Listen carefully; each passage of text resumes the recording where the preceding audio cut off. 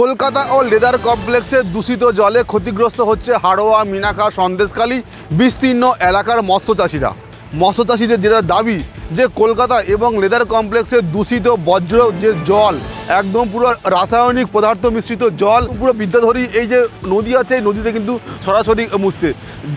মানে এতটাই পরিমাণে যে রাসায়নিক দ্রব্য মিশ্রিত রয়েছে সেই জল কিন্তু পুরো ফেনা হয়ে একদম পুরো কিন্তু গেঁজা হয়ে যাচ্ছে, সরাসরি একেবারে মিশছে নদীতে।